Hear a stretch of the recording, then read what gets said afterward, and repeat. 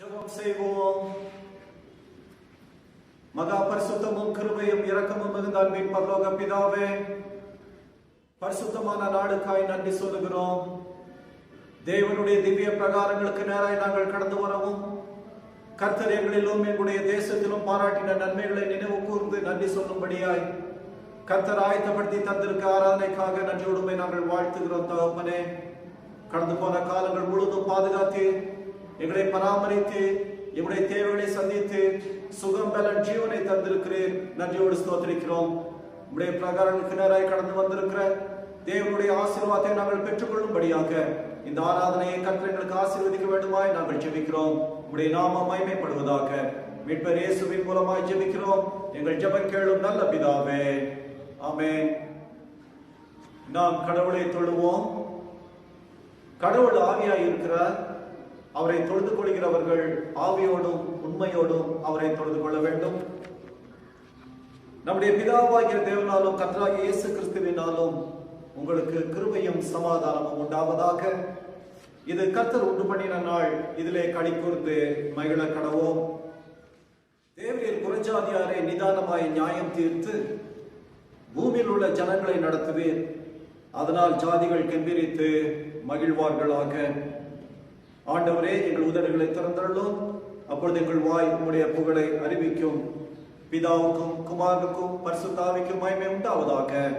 ஆதியிலும் இப்பொழுதும் எப்பொழுதுமான சதா காலங்களிலும் மகிமை உண்டாவதாக. ஆமென். எங்கள் தந்தையாம் கடவுளே, உமது வல்லமையாலும் ஞானத்தாலும் எல்லாவற்றையும் படைத்து உமது குமாரனை எங்கள் இரட்சகராக தரும்படி உலகத்தில் அன்பு கூர்ந்தீரே, உம்மை போற்றுகிறோம். குமாரனாம் கடவுளே, பாவத்தை தவிர்த்து எல்லாவற்றிலும் எங்களை போல் மனிதனாகி எங்கள் பாவங்களுக்காக ஒப்பு கொடுக்கப்பட்டு எங்கள் நீதிக்காக உயிர் தெழும்பியவரே, உம்மை போற்றுகிறோம். பரிசுத்த ஆவியானவராகிய கடவுளே, எல்லா உண்மைக்குள்ளும் எங்களை வழி நடத்தி கடவுளின் அன்பை எங்கள் நெஞ்சில் பொழிகிறவரே, உம்மை போற்றுகிறோம். பிதா, குமாரன், பரிசுத்த ஆவியாகிய கடவுளே, உமக்கே எக்காலமும் எல்லா புகழும் மகிமையும் உண்டாவதாக. ஆமென். நமக்கு பாவம் இல்லை என்போமானால் நம்மை நாமே வஞ்சகர்களாவோம். நமக்குள் உண்மை இல்லை. நமது பாவங்களை நாம் அறிக்கையிட்டால் பாவங்களை நமக்கு மன்னித்து எவ்வித அநீதமும் நீங்க நம்மை சுத்திகரிப்பதற்கு அவர் நம்பத்தக்கவரும் நீதியும் உள்ளவர். நான் எழுந்து என் தகப்பனிடத்துக்கு போய், தகப்பனே, பரத்துக்கு விரோதமாகவும் உமது பார்வையிலும் பாவம் செய்தேன். இனி உம்முடைய மகன் என்று சொல்லப்படுவதற்கு நான் பாத்திரம் அல்ல. உம்முடைய கூலிக்காரன் ஒருவனாக என்னை வைத்துக் கொள்ளும் என்பேன். கடவுள் ராஜ்யம் சமீபித்திருக்கிறது. மனம் திரும்பி சுவிசேஷத்தில் நம்பிக்கை வையுங்கள். நமது பலவீனங்களுக்காக பரிதவிக்க முடியாத பிரதான ஆசாரியர் நமக்கு இராமல் எல்லா விதத்திலும் நம்மை போல் சோதிக்கப்பட்டும் பாவம் இல்லாத பிரதான ஆசாரியரே நமக்கு இருக்கிறார். நாம் இருக்கிற இடத்திலே முழங்கால் படியிட்டு ஆண்டுடைய சமூகத்திலே காத்திருந்து ஆண்டோர் மூலமாய் நமக்கு வாக்களிக்கப்பட்டிருக்கிற அந்த பாவ மன்னிப்பாகி ஆசீர்வாதத்தை பெற்றுக்கொள்ள நம்மை ஆயத்தப்படுத்துவோமாக. தொடர்ந்து நாம் ஜெபம் செய்வோம். சர்வ வல்லமுள்ள கடவுளிடத்தில் நாம் நமது பாவ குற்றங்களை மனத்தாழ்மையாக அறிக்கை செய்வோம். சர்வ வல்லமையும் மிகுந்த இரக்கமுள்ள பிதாவே, தப்பி போன ஆடுகளைப் போல நாங்கள் உங்களுடைய வழிகளை விட்டு வழிவே அலைந்து போனோம். எங்கள் இதயத்தின் யோசனைகளுக்கும் விருப்பங்களுக்கும் மிகவும் இணங்கி நடந்தோம். உமது பரிசுத்த கற்பனைகளுக்கு விரோதமாய் குற்றம் செய்தோம். செய்யத்தக்கவைகளை செய்யாமல் செய்ய தகாதவைகளை செய்து வந்தோம். எங்களுக்கு சுகமே இல்லை. ஆனாலும் ஆண்டவரே, தேவரீர் எங்கள் ஆண்டவராகிய இயேசு கிறிஸ்துவின் மூலமாய் மனிதருக்கு அருளி செய்த வாக்குத்தத்தங்களின்படியே நிர்பாக்கியமுள்ள குற்றவாளிகளாகிய எங்களுக்கு இறங்கும். தப்பிதங்களை அறிக்கையிடுகிற எங்கள் மேல் பொறுமையாயிரும். பாவத்தை நிமித்தம் துக்கப்படுகிற எங்களை சீர்படுத்தும். மிகவும் இரக்கமுள்ள பிதாவே, உம்முடைய பரிசுத்த நாமத்துக்கு மகிமை உண்டாகும்படி நாங்கள் இனி தேவ பக்தியும் நீதியும் தெளிந்த புத்தியும் உள்ளவர்களாய் நடந்து வர இயேசு கிறிஸ்து நிமித்தம் எங்களுக்கு கிருபை செய்தருளோம். ஆமென். சர்வ வல்லமையும் மிகுந்த இரக்கமுள்ள ஆண்டவர் மன்னிப்பையும் பாவ நிவர்த்தி நமக்கு கட்டளையிட்டுள்ளி வாழ்க்கையை சீர்படுத்துவதற்கான காலத்தையும் தமது பரிசுத்த ஆவியின் கிருபையையும் தேற்றுதலையும் தந்தருள்வாராக. ஆமென். ஆண்டவரை துதியுங்கள். ஆண்டவர் நாமம் துதிக்கப்படுவதாக. திருமறை பகுதியை இப்பொழுது நாம் வாசிக்க கேட்போம். இன்றைய நாளுக்கென்று வாசிக்கும்படியாக தெரிந்து கொள்ளப்பட்ட வேத பகுதி சங்கீதங்களின் புஸ்தகம் 33:12 முதல் 22 முடிய. சங்கீதம் 33:12 முதல் 22 வரை. கர்த்தரை தங்களுக்கு தெய்வமாக கொண்ட ஜாதியும் அவர் தமக்கு சுதந்திரமாக தெரிந்து கொண்ட ஜனமும் பாக்கியம் உள்ளது. கர்த்தர் வானத்திலிருந்து நோக்கி பார்த்து எல்லா மனமுத்திரையையும் காண்கிறார். தாம் வாசமாயிருக்கிற ஸ்தானத்திலிருந்து பூமியின் குடிகள் எல்லார் மேலும் கண்ணோக்கமாயிருக்கிறார். அவர்களுடைய இருதயங்களை எல்லாம் அவர் உருவாக்கி அவர்கள் செய்கைகளை எல்லாம் கவனித்திருக்கிறார். எந்த ராஜாவும் தன் சேனையின் மிகுதியால் ரட்சிக்கப்படான். சௌரியவானமும் தன் பலத்தின் மிகுதியால் தப்பான். ரட்சிக்கிறதுக்கு குதிரை விழுதார், அது தன் மிகுந்த வீரியத்தால் தப்புவியாது. தமக்கு பயந்து தமது கிருபைக்கு காத்திருக்கிறவர்களின் ஆத்துமாக்களை மரணத்துக்கு விலக்கி விடுவிக்கவும் பஞ்சத்தில் அவர்களை உயிரோடு காக்கவும் கர்த்தருடைய கண் அவர் மேல் நோக்கமாயிருக்கிறது. நம்முடைய ஆத்மா கர்த்தருக்கு காத்திருக்கிறது. அவரே நமக்கு துணையும் நமக்கு கேடகமானவர். அவருடைய பரிசுத்த நாமத்தை நாம் நம்பியிருக்கிறபடியால் நம்முடைய இருதயம் அவருக்குள் களிகூரும். கர்த்தாவே, நாங்கள் உம்மை நம்பியிருக்கிறபடியே உமது கிருபை எங்கள் மேல் இருப்பதாக. வாசிக்கும்படியாக தெரிந்து கொள்ளப்பட்ட வேத பகுதி வாசித்து நிறைவேற்றி தேவனுக்கு உமக்கு ஸ்தோத்திரம் உண்டாவதாக. தலைகளை தாழ்த்தி நாம் ஜெபிப்போம். எங்களை அதிகமாய் நேசிக்கிற அன்பின் பிதாவே, உம்முடைய திவ்ய சமூகத்திற்கு நேராய் எங்களுடைய கரங்களையும் எங்களுடைய கண்களையும் நாங்கள் ஏறெடுக்கிறோம். ஈவாக தந்திருக்கிற ஜீவ வார்த்தைகளை நிமித்தமாய் ஒவ்வொரு நாளும் கர்த்தரைகளை போஷிக்கிறபடினாலே நன்றி சொல்லுகிறோம் தகப்பனே. இந்த காலை நேரத்திலே நீர் எங்களுக்கு பாராட்டின தயவுகளின் நிமித்தமாய் உம்முடைய நாமத்தை மைமைப்படுத்த உம்முடைய வார்த்தை என்னும் மன்னாவினாலே நாங்கள் போஷிக்கப்படும்படியாய் கர்த்தர் உம்முடைய கிருபையை தர வேண்டுமாய் நாங்கள் ஜெபிக்கிறோம். இந்த வார்த்தைகளின் நிமித்தமாக நாங்கள் புதிய பலனை பெற்றுக்கொள்ள உதவி செய்யும். இந்த வார்த்தையின் நிமித்தமாக புதிய நன்மைகளை காணும்படியாக உதவி செய்யும். இந்த வார்த்தைகளின் நிமித்தமாக எங்களுடைய வாழ்க்கையில விடுதலையை காண, சமாதானத்தை பெற்றுக்கொள்ள என் தேவனாகிய கர்த்தர் எங்களோட கூட இடைப்பட வேண்டுமாய் ஜெபிக்கிறோம். உங்களுடைய பிரசனத்தினாலே தாங்கும். அடியேனுடைய தேவைகளின் மத்தியிலே, எங்கள் யாவருடைய விருப்பங்களின் மத்தியிலே உங்களுடைய நாமம் மகிமைப்பட கர்த்தர் எங்களை வழிநடத்தி செல்வீராக. மீட்பர் இயேசுவின் மூலமாய் ஜெபிக்கிறோம் எங்கள் நல்ல பிதாவே, ஆமென். கிறிஸ்துவுக்குள் எனக்கு அருமையான திருச்சபையின் மக்களே, உயிர்த்தெழுந்த ஆண்டவரின் நாமத்திலே அன்பின் வாழ்த்துக்களை தெரிவித்துக் கொள்கிறேன். தேவன் நமக்கு பாராட்டி செய்த நன்மைகளின் மத்தியிலே நாம் வாழ்ந்து கொண்டிருக்கிற இந்த தேசத்திலே தேவனுடைய நன்மைகளை காணும்படியாய் கர்த்தர் நமக்கு கிருபை செய்திருக்கிறார். குறிப்பாக இன்றைய நாளிலே நம்முடைய தேசத்தினுடைய 74வது சுதந்திர தினத்தை நாம் நினைவு கூறும்படியாக அழைக்கப்பட்டிருக்கிறோம். கடந்து போன ஆண்டுகள் முழுவதிலும் கர்த்தர் நம்மை பாதுகாத்து வந்திருக்கிறார், நன்மைகளை தந்து வழிநடத்தி இருக்கிறார். விசேஷமாக இந்த நாளிலே திருச்சபையாக, குடும்பத்தின் மக்களாக, விசுவாசிகளாக ஆண்டவருடைய பாதத்திலே நாம் கடந்து வரவும், நம்முடைய தேசத்திற்காக ஆண்டவருக்கு நன்றிகளை ஏறெடுக்கவும் ஆண்டவர் தொடர்ந்து நம் யாவருக்கும் கிருபை செய்வாராக. இந்த நாளிலே கூட உங்கள் மத்தியிலே வைக்கும்படியாய் நான் தெரிந்து கொண்ட திருமறை வசனம் உபாகமத்தின் புஸ்தகம் 32ஆம் அதிகாரம் 43வது வசனம். உபாகமம் 32:43. ஜாதிகளே, அவருடைய ஜனங்களோட கூட களி கூறுங்கள். அவர் தமது ஊழியக்காரரின் இரத்தத்திற்கு பழிவாங்கி தம்முடைய சத்துருக்களுக்கு பதில் அளித்து தமது தேசத்தின் மேலும் தமது ஜனங்களின் மேலும் கிருபை உள்ளவர் ஆவார். ஒரு மிகப்பெரிய நம்பிக்கையின் வார்த்தைகளை குறித்து வேதம் நமக்கு கற்று தந்திருக்கிறது. பக்தனாகிய மோசே தம்முடைய வாழ்க்கையினுடைய கடைசி நாட்களுக்கு நேராக கடந்து வரும் பொழுது யோசுவாவை ஆயத்தம் பண்ணுகிறார். அப்படி அவர் ஆயத்தம் பண்ணின சமயத்திலே இஸ்ரவேல் ஜனங்கள் அனைவரையும் கூடி வர செய்து ஒரு பெரிய பாடலாக இந்த அதிகாரத்தினுடைய முற்பகுதியிலே சொல்லப்பட்டிருக்கிற அந்த வசனங்களை ஜனங்களுக்கு அறிவிக்கிறார்கள். அப்படி அவர்கள் அறிவிக்கும் பொழுதுதான் மிகவும் முக்கியமான ஒரு வார்த்தையை மனதில் வைத்துக் கொண்டு மோசே அவர்களோட கூட பேசுகிறார். 3 முக்கியமான காரியங்கள் இந்த வசனத்தின் மூலமாக நாம் கற்றுக்கொள்வது. முதலாவது, கர்த்தர் நமக்காக யுத்தம் செய்வார். God will fight for us. இரண்டாவது, கர்த்தர் நமக்காக பேசுவார். God will respond us. மூன்றாவது, தேசத்தின் மேலும் ஜனங்களின் மேலும் கர்த்தர் தமது கிருபையை கட்டளையிடுவார். இந்த தேசம் முழுவதிலுமே தேவனுடைய நன்மைகளை காணும்படியாக கர்த்தர் வழி நடத்துவார் என்று சொல்லி இந்த வசனம் நமக்கு கற்று தந்திருக்கிறது. அப்படியானால் திருச்சபையாக, விசுவாசிகளாக, குறிப்பாக இந்த சுதந்திர நாளிலே எவைகளை குறித்து நாம் சிந்திக்க அழைக்கப்பட்டிருக்கிறோம்? தேசம் நாம் வாழும்படியான ஒரு இடமாக கர்த்தர் நமக்கு தந்திருக்கிறார். இந்த இந்திய தேசத்தினுடைய குடிமக்கள் என்று சொல்லக்கூடிய ஆசீர்வாதத்தை நாம் பெற்றிருக்கிறோம்.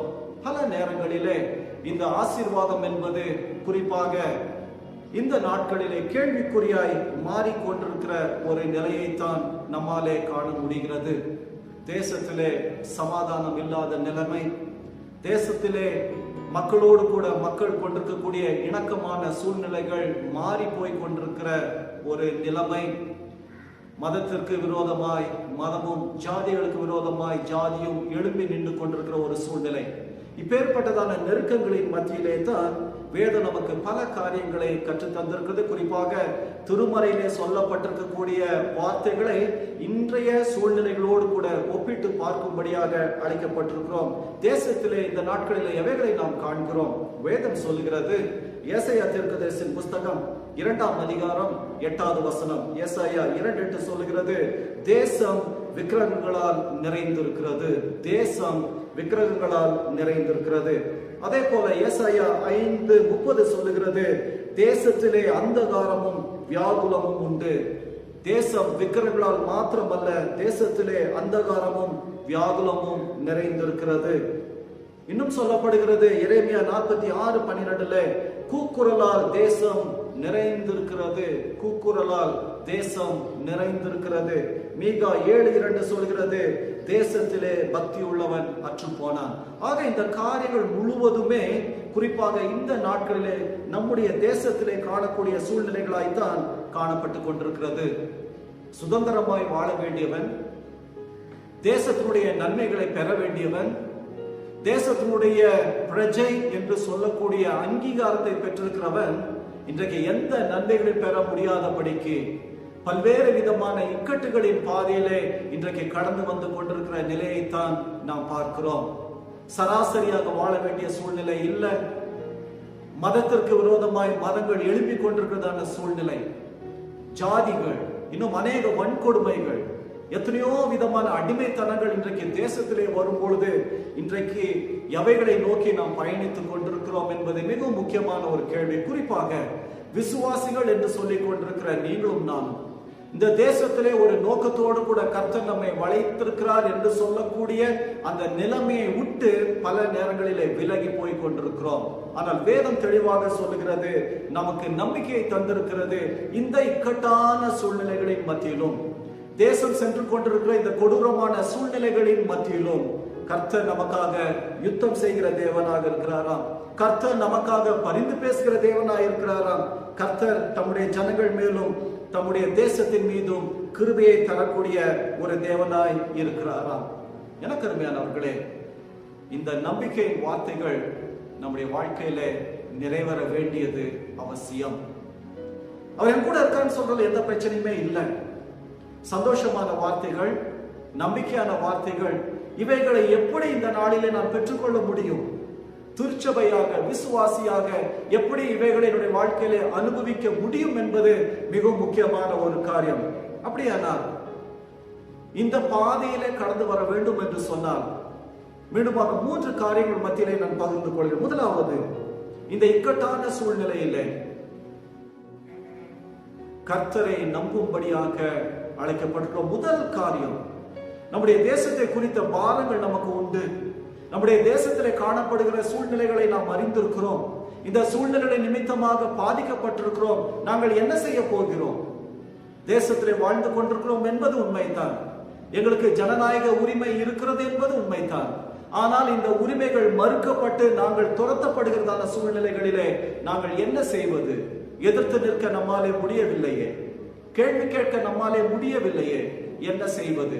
வேதம் சொல்லுகிறது, சங்கீதம் 142:5, கர்த்தாவே நீரே என் அடைக்கலமும் ஜீவனுள்ளோர் தேசத்திலே என் பங்குமாய் இருக்கிறேன். சங்கீதக்காரனாகிய தாவீது சொல்றாரு, கர்த்தாவே நீரே என் அடைக்கலம், ஜீவனுள்ளோர் தேசத்திலே நீர் என்னுடைய பங்கு, யோமை போஷன் என்று சொல்லுகிறார். இந்த தாவீது சொல்லும் பொழுது எல்லாம் நிறைவாய் இருந்த காலகட்டத்திலே சொல்லப்படல. அவர் துரத்தப்பட்டு கெபியிலே ஒளிந்து கொண்டிருந்த சூழ்நிலையில் அவர் சொல்றாரு, கர்த்தாவே நீர் என்னுடைய அடைக்கலம். மாத்திரமல்ல, சங்கீதம் 56:3 சொல்லுகிறது, நான் பயப்படுகிற நாளில் உம்மை நம்புவேன். நான் பயப்படுகிற நாளிலே உம்மை நம்புவேன். பெலிஸ்தரிடத்திலே அகப்பட்டு கொண்ட அந்த தாவீது அந்த இக்கட்டான சூழ்நிலைகளின் மத்தியிலே அடுத்து என்ன செய்ய போகிறோம் என்பதை குறித்து சற்றும் எதிர்பாராத ஒரு நிலைமையிலே அவர் சொல்றாரு, நான் பயப்படுகிற நாளிலே உம்மை நம்புவேன். எனக்கு அருமையான திருச்சபை மக்களே, ஆண்டவர் நமக்கு தந்திருக்கிற ஒரு மிகப்பெரிய ஒரு தைரியம், அவர் என்னுடைய அரணான, அவர் என்னுடைய கோட்டையாய் இருக்கிறார். நான் நெருக்கப்படுகிற நாளிலே நான் நம்பக்கூடிய நம்பிக்கையாய் இருக்கிறார். நான் கடந்து வருகிற பாதைகள் கரடு முரடான பாதைகள், ஒவ்வொரு நாளும் பயங்களின் ஊடாக நான் கடந்து வந்து கொண்டிருந்தாலும் கூட அவர் சொல்றாரு, எப்பா நீ கவலைப்பட்டு கொண்டிருக்க வேண்டிய அவசியம் இல்லை, நான் உன்னை விட்டு விலகுவதும் இல்லை, உன்னை கைவிடுவதும் இல்லை. அவர் இன்று சொன்ன வார்த்தைகள் அல்ல, ஒவ்வொரு நாளும் நமக்காக கொடுக்கப்பட்டிருக்கிற ஜீவனுள்ள வார்த்தைகள். அப்படியானால் இந்த தேசத்திலே நன்மையை காண வேண்டும் என்று சொன்னார். விசுவாசிகளாகிய நாம் செய்ய வேண்டிய காரியம், கர்த்தரை நம்பும்படியாக அழைக்கப்பட்டிருக்கிறோம். இரண்டாவது, கர்த்தரை நம்புவது மாத்திரமல்ல, நம்முடைய வாழ்க்கையிலே இந்த தேசத்தினுடைய நன்மைகளை காண வேண்டும் என்று சொன்னால், கர்த்தர் எனக்காக யுத்தம் பண்ண வேண்டும் என்று சொன்னால், செய்ய வேண்டிய மிகவும் முக்கியமான ஒரு காரியம், கர்த்தருக்கு செவி கொடுக்க அழைக்கப்பட்டிருக்கிறோம். We have been called to listen to the word of God. கர்த்தருடைய வார்த்தைக்கு செவி கொடுக்க நாம் அழைக்கப்பட்டிருக்கிறோம். ஏசாயா 1:19 சொல்லுகிறது, நீங்கள் மனம் பொருந்தி செவி கொடுத்தால் தேசத்தின் நன்மையை புசிப்பீர்கள். நீங்கள் மனம் பொருந்தி செவி கொடுத்தால் தேசத்தினுடைய நன்மையை புசிப்பீர்கள். அப்படியானா தேவன் நமக்கு வாக்கு கொண்டிருக்கிறார், தம்முடைய வசனத்தை தந்திருக்கிறார், அவருக்கு பயப்பட வேண்டிய பயத்தை கற்று தந்திருக்கிறார். பயப்படுவதோடு கூட நின்று விடாதபடிக்கு அதனுடைய அடுத்த தொடர்ச்சியான இன்னொரு காரியத்தை செய்ய வேண்டியவர்களாய் இருக்கிறோம். அவருக்கு நாம் செவி கொடுக்க வேண்டியவர்களாய் இருக்கிறோம். நம்முடைய தனிப்பட்ட வாழ்க்கையில கர்த்தர் ஒவ்வொரு நாளும் நம்மோட கூட பேசுகிற தெய்வம். இந்த திருமறையின் மூலமாக நம்மோட கூட தம்முடைய வார்த்தைகளை வெளிப்படுத்துகிற தெய்வம். அவருடைய வார்த்தைகள் பலமுறை நம்முடைய செவிகளிலே துணித்துக் கொண்டிருந்தாலும் கூட அந்த வார்த்தைகளை உள்வாங்கிக் கொள்ள வேண்டியது மிகவும் முக்கியமான ஒரு காரியம். நான் நன்மையை காண வேண்டும் என்று சொன்னால், தேவனுடைய வார்த்தைக்கு நான் கீழடங்க வேண்டும் என்று சொன்னால், நான் அறிந்து கொள்ள வேண்டிய ஒரு காரியம், இந்த கர்த்தருடைய வார்த்தைக்கு செவி கொடுப்பது என்பது மிகவும் முக்கியம். இன்றைய நாட்களிலே மிகவும் அவசியமான காரியம் கர்த்தருடைய வார்த்தைக்கு செவி கொடுத்தல் என்பது.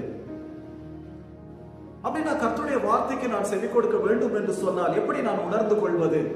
ஏசாயா 1:10 சொல்லுகிறது, நமது தேவனுடைய வேதத்திற்கு செவி கொடுங்கள். அப்போ நான் கர்த்தருக்கு செவி கொடுக்க வேண்டும் என்று சொன்னால் நான் உணர வேண்டிய காரியம், இந்த வேதத்தின் மூலமாக கர்த்தர் என்னோட கூட பேசுகிறார். கர்த்தர் பேசும் பொழுது இந்த வார்த்தைகளை உள்வாங்கி நான் கொள்கிறேன். உள்வாங்கி கொள்ளும் பொழுது நான் செவி கொடுக்கிறேன், நான் கீழ்ப்படுகிறேன். ஏன் அத்துணை முக்கியத்துவம் இந்த கர்த்தருடைய வேதத்திற்கு? ஏன் நான் செவி கொடுக்க வேண்டும்? வேதம் சொல்லுகிறது, ஆமோஸ் தீர்க்கதரிசியின் புஸ்தகம் 8ஆம் அதிகாரம் 11வது வசனம். ஆமோஸ் 8:11, இதோ நான் தேசத்தின் மேல் பஞ்சத்தை அனுப்பும் நாட்கள் வரும். ஆதார குறைவினால் உண்டாகிய பஞ்சம் அல்ல, ஜலக்குறைவினால் உண்டான தாகமும் அல்ல, கர்த்தருடைய வசனம் கேட்க கிடையாத பஞ்சத்தை அனுப்புவேன் என்று கர்த்தராகிய ஆண்டவர் சொல்லுகிறார். இன்றைக்கு தேசத்திலே நான் நன்மைகளை காண வேண்டும் என்று சொன்னால், இந்த 74வது சுதந்திர தினத்தினுடைய ஆசீர்வாதத்தை நாமும் நம்முடைய சந்ததியும் தொடர்ந்து நினைவிலே கொண்டு ஆண்டவருக்கு நன்றிகளை ஏறெடுக்க வேண்டும் என்று சொன்னால், அந்த ஆசீர்வாதத்தை பெற்றுக்கொள்ள வேண்டும் என்று சொன்னால், இந்த ஜீவனுள்ள தேவனுடைய வார்த்தைகளுக்கு செவி கொடுப்பது என்பது மிகவும் அவசியம். எப்பொழுது செவி கொடுக்க முடியுமா? கர்த்தருடைய வேதத்தை நான் உணர்ந்து கொள்ளும் பொழுது, அந்த வேத வசனங்களை எனக்கு சொந்தமாக்கி கொள்ளும் பொழுதுதான் நான் அவருடைய வார்த்தைக்கு செவி கொடுக்க முடியும். ஏனென்றால் வேதம் அழகாக சொல்லுகிறது, இக்கட்டான சூழ்நிலைகளின் மத்தியிலே அவருடைய வசனம் கிடைக்க கூடாத பஞ்சம் வர துவங்கி இருக்கிறது. திருச்சபையாக விசுவாசிகளாக மறந்து போயிடக்கூடாது. நேற்று தினம் வரைக்குமே எங்களுக்கு கர்த்தருடைய வார்த்தை கையில இருந்தது. இந்த வேத புஸ்தகம் இன்றும் எவ்வளவு நாள் நம்முடைய கரங்களிலே இருக்கும் என்று சொல்லி யாருக்குமே தெரியாது. விரைவிலே எடுக்கப்படக்கூடிய சூழ்நிலைகள் நிச்சயமாக நம்முடைய தேசத்திலே கடந்து வரக்கூடிய நாட்கள் இருக்கத்தான் செய்கிறது. ஆனால் அவைகளின் மத்தியிலே நீங்களும் நானும் ஜாக்கிரதையாய் இருக்கும்படியாக அழைக்கப்பட்டிருக்கிறோம். முதலாவது கர்த்தருடைய வார்த்தைக்கு செவி கொடுக்கணும். கர்த்தருடைய வார்த்தைக்கு செவி கொடுக்கும் பொழுது அந்த வேத வசனத்தின் மூலமாக கர்த்தர் நம்மோட கூட பேசுவார். கர்த்தர் நம்மோட கூட பேசும் பொழுது அந்த வசன பஞ்சமாக வரக்கூடிய அந்த நாட்களிலே நம்மை தப்பித்துக் கொள்ள ஆண்டவர் நமக்கு துணை செய்வார். மூன்றாவதாக, கர்த்தர் மீது நம்பிக்கை வைப்பது மாத்திரமல்ல, அவருடைய வார்த்தைக்கு செவி கொடுத்தல் மாத்திரமல்ல, மிகவும் முக்கியமான ஒரு காரியம், நாம் வாழ்ந்து வருகிற இந்த தேசத்திற்காக திறப்பில் நிற்கும்படியாக அழைக்கப்பட்டிருக்கிறோம். தேசத்திற்காக திறப்பில் நிற்கும்படியாக அழைக்கப்பட்டிருக்கிறோம். எசேக்கியேல் தீர்க்கதரிசியின் புஸ்தகம் 22வது அதிகாரம் 30வது வசனம் சொல்லுகிறது, நான் தேசத்தை அழிக்காதபடிக்கு திறப்பிலே நிற்கவும் சுவரை அடைக்கவும் தக்கதாக ஒரு மனுஷனை தேடினேன், ஒருவனையும் காணேன். ஸ்டாண்ட் இன் தி கேப் என்று போடப்பட்டிருக்கிறது. தேசமானது தப்புவிக்கப்படும்படியாக, தேசமானது தேவனுடைய கோபாக்கின் என்று தப்புவிக்கப்படும்படியாக இந்த தேசத்திற்காக பரிந்து பேச, இந்த தேசத்திற்காக திறப்பிலே நிற்க கர்த்தர் நம்மை அழைத்திருக்கிறார். விசுவாசிகள் என்று சொல்லிக் கொண்டிருக்கிற நீங்களும் நானும், திருச்சபையாராக அழைக்கப்பட்டிருக்கிற நீங்களும் நானும் இந்த உலகத்திலே மிகப்பெரிய பொறுப்பை நாம் பெற்றிருக்கிறோம். அது என்ன பொறுப்பு தெரியுமா? இந்த தேசமானது அழிக்கப்படாதபடிக்கு இந்த தேசத்திற்காக பரிந்து பேசக்கூடிய ஒரு பெரிய பொறுப்பை கர்த்தர் நம்முடைய கரங்களிலே கொடுத்திருக்கிறார். ஏன் இந்த கோபம் பற்றி எரிகிறது? ஏன் தேசத்திற்காக திறப்பிலே நிற்க வேண்டும்? வேதம் சொல்லுகிறது, ஏசாயா 24:5, தேசம் தன் குடிகளின் மூலமாய் தீட்டுப்பட்டிருக்கிறது. It has been defiled. தேசம் தன் குடிகளின் மூலமாய் தீட்டுப்பட்டிருக்கிறது. மாத்திரமல்ல, 6வது வசனம் சொல்லுகிறது, சாபம் தேசத்தை பட்சித்தது. தேசத்திலே சமாதானம் இல்லை, தேசத்திலே ஐக்கியம் இல்லை, செழுமையை காணப்பட முடியல. அடிமைத்தனமும் போராட்டங்களும் அநேக கொடுமைகளும் நிகழ்ந்து கொண்டிருக்கிற இந்த சமயத்திலே வேதத்திலே வாசிக்கிறோம், தேசமானது தீட்டுப்பட்டு கொண்டிருக்கிறது, தேசமானது சாபத்தினாலே நிறைந்திருக்கிறது. இவைகளிலிருந்து விடுதலை பெற்றுக் கொள்ள வேண்டும் என்று சொன்னார். திறப்பின் வாசலிலே நிற்க வேண்டிய பொறுப்பை கர்த்தர் நம்ம அனைவருக்கும் தந்திருக்கிறார். விசேஷ நன்மைகளை தந்து கர்த்தர் நம்ம இந்த தேசத்திலே வைத்திருக்கிறார். அவருடைய பிள்ளைகள் என்று சொல்லக்கூடிய அங்கீகாரத்தை கர்த்தர் நமக்கு தந்திருக்கிறார். எல்லாவற்றுக்கும் மேலாக இந்த தேசத்தினுடைய நன்மைகளை நீங்களும் நாம் காண வேண்டும் என்று சொன்னார். மிகவும் முக்கியமான ஒரு காரியம் உண்டு. அது என்ன தெரியுமா? திருச்சபை மக்களாக ஆண்டவர் நமக்கு தந்திருக்கிற கிருபைகளை நினைத்து பார்த்து, ஆண்டவர் தந்திருக்கிற ஆசீர்வாதங்களை நினைத்து பார்த்து நன்றி சொல்வது மாத்திரமல்ல, அவைகளையும் தாண்டி மிகப்பெரிய பொறுப்பு நம்முடைய கரங்களிலே கொடுத்திருக்கிறது. எப்படி தேசமானது சுபிட்சத்தை காண முடியும்? எப்பொழுது தேசமானது சாபத்திலிருந்து விடுதலை பெற்றுக் கொள்ள முடியும்? எப்பொழுது தேசமானது ஆண்டுடைய நாமத்தை முழுவதுமாக அறிந்து கொள்ள முடியும்? குறிப்பாக இந்த கொரோனா நாட்களில எல்லாவற்றையுமே இழந்து போய் எதிர்காலம் கேள்விக்குறியாய் மாறி இருக்கிற இந்த தருணங்களின் மத்தியிலே நம்முடைய கடமை என்ன? நாம் என்ன செய்ய வேண்டும் என்பதை வேதம் சொல்லுகிறது. வசனம் அழகாக சொல்லப்பட்டிருக்கிறது. 2 நாளாகமத்தின் புஸ்தகம் 7ஆம் அதிகாரம் 14வது வசனம். மிகவும் முக்கியமான ஒரு காரியம். நன்மைகளை காண தேசத்தினுடைய நன்மையை புசிக்க வேண்டும் என்று சொன்னார். திறப்பிலே நிற்க வேண்டும் என்று சொன்னார். தேசம் தன்னுடைய சாபத்திலிருந்து விடுதலை பெற்றுக் கொள்ள வேண்டும் என்று சொன்னார். ஜீவனுள்ள தேவாதி தேவன் இந்த ஜனங்கள் கண்டுகொள்ள வேண்டும் என்று சொன்னால் மிகவும் முக்கியமான எச்சரிப்பின் சத்தம் கொடுக்கப்படுகிறது. 2 நாளாகமம் 7வது அதிகாரம் 14வது வசனம் இப்படியாக சொல்லுகிறது, என் நாமம் தரிக்கப்பட்ட என் ஜனங்கள், என் நாமம் தரிக்கப்பட்ட என் ஜனங்கள் நீங்களும் நானும், என் ஜனங்கள் தங்களை தாழ்த்தி ஜெபம் பண்ணி என் முகத்தை தேடி தங்கள் பொல்லாத வழிகளை விட்டு திரும்பினார், அப்பொழுது பரலோகத்தில் இருக்கிற நான் கேட்டு அவர்கள் பாவத்தை மன்னித்து அவர்கள் தேசத்திற்கு க்ஷேமத்தை கொடுப்பேன்.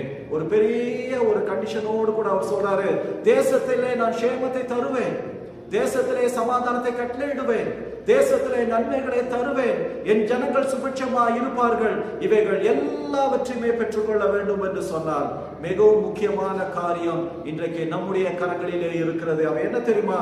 என் நாமம் தரிக்கப்பட்ட என் ஜனங்கள் தங்களை தாழ்த்தி தேவனுடைய சமூகத்திலே தாழ்த்தி ஒப்பு கொடுக்கும்படியாக அழைக்கப்பட்டிருக்கிறோம்.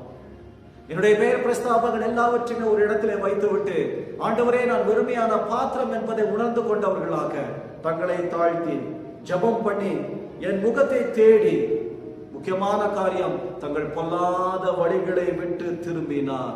என்னுடைய வாழ்க்கை ஆண்டவருக்கு ஏற்ற ஒரு வாழ்க்கையாக நான் ஒப்பு கொடுத்தார். என்னுடைய பாவ வாழ்க்கையிலிருந்து மீண்டுமாக திரும்பி ரட்சிப்பின் அனுபவத்தோடு கூட கர்த்தரை நான் சார்ந்து கொள்ளும் பொழுது வேதம் சொல்லுகிறது, பரலோகத்தில் இருக்கிற நான் கேட்டு அவர்கள் பாவத்தை மன்னித்து அவர்கள் தேசத்திற்கு க்ஷேமத்தை தருவேன். எத்துணை நேர்த்தியான வார்த்தை, ஆசீர்வாதம் மிக்க ஒரு வார்த்தை. நான் தேசத்தை ஆசீர்வதிப்பேன். இந்த காலை நேரத்திலே ஆண்டுடைய சமூகத்தை நோக்கி பார்த்து அமர்ந்திருக்கிற திருச்சபையின் மக்களே, விசுவாசிகளே, நம்முடைய தேசத்திற்காக நன்றி சொல்லும்படியாக அழைக்கப்பட்டிருக்கிறோம். தேவன் ஈவாக தந்த இந்த தேசத்தை ஆளுகிற மக்களுக்காக ஜெபிக்கும்படியாக நாம் அழைக்கப்பட்டிருக்கிறோம். நம்மாலே இயன்ற உதவிகளை, ஆலோசனைகளை மற்றவர்களோடு கூட பகிர்ந்து கொண்டு தேசத்தினுடைய வளர்ச்சியிலே நம்மை ஈடுபடுத்திக் கொள்ளும்படியாக அழைக்கப்பட்டிருக்கிறோம். இது ஒரு புறம் இருந்தாலும், அடுத்த புறம் என்பது விசுவாசிகளாகிய நமக்கு எச்சரிப்பின் வார்த்தையாக கொடுக்கப்பட்டிருக்கிறது. எல்லா சூழ்நிலைகளிலும், எல்லா காலகட்டத்திலும் நீங்கள் கர்த்தரை நம்பும்படியாக அழைக்கப்பட்டிருக்கிறீர்கள். 2வது, கர்த்தருடைய வார்த்தைக்கு செவி கொடுக்கும்படியாக அழைக்கப்பட்டிருக்கிறோம். 3வது, இந்த தேசத்திற்காக, இந்த தேசத்தினுடைய சுபிட்சத்திற்காக, தேவனுடைய கோபாக்கினை இந்த தேசத்தின் மீது மீண்டுமாய் வராதபடிக்கு இந்த தேசத்திற்காக திறப்பின் வாசலிலே நிற்கும்படியாக அழைக்கப்பட்டிருக்கிறோம். இவைகள் எல்லாவற்றையுமே நீங்களும் நானும் ஆண்டுடைய மகிமைக்காக செய்யும் பொழுது நிச்சயமாகவே அவருடைய நாமம் மகிமைப்படும்.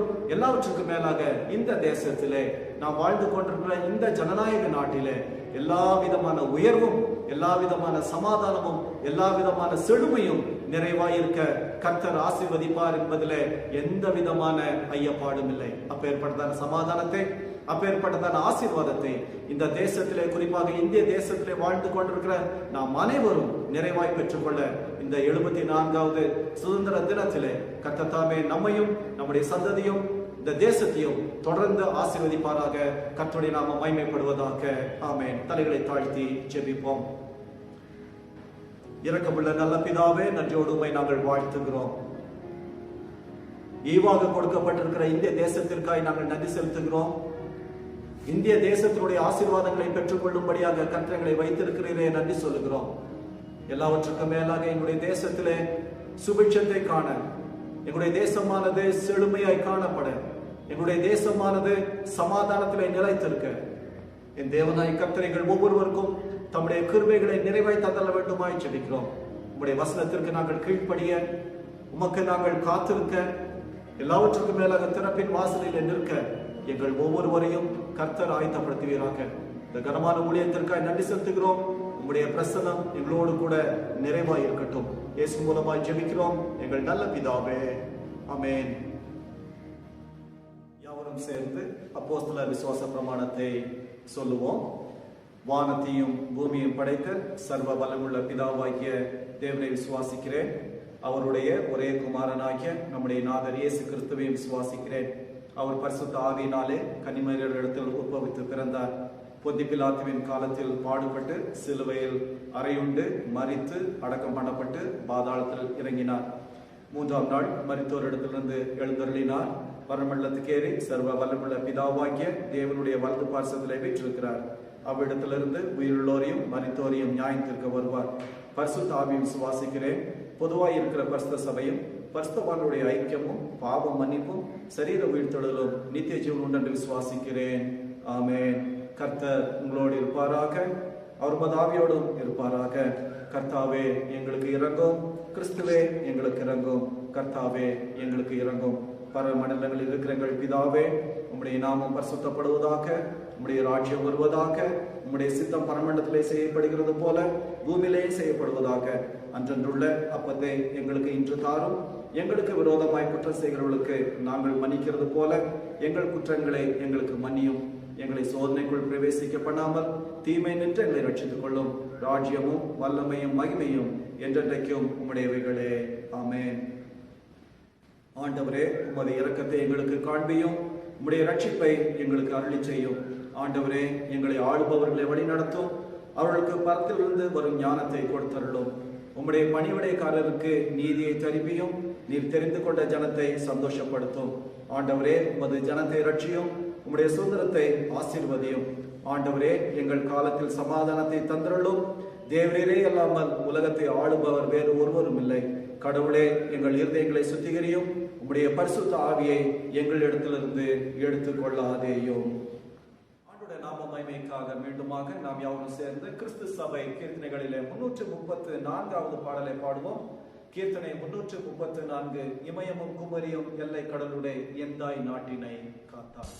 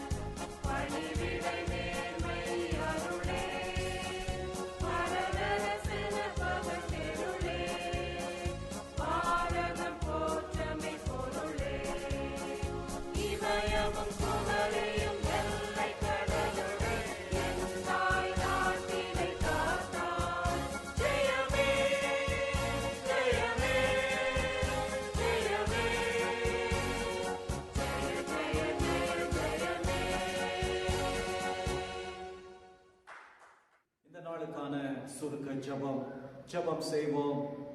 எல்லா நாட்டவர்களையும் ஆளும் கடவுளே, எங்கள் நாட்டை கருணையாய் கண்ணோக்க உம்மை வேண்டுகிறோம். எங்கள் நாட்டு குடியரசு தலைவருக்கும் பிரதம அமைச்சருக்கும் எங்கள் தமிழக முதலமைச்சருக்கும் ஏனைய அமைச்சர்களுக்கும் அரசியல் தலைவர்களுக்கும் ஞானத்தையும் நுண்ணறிவையும் தாரும்.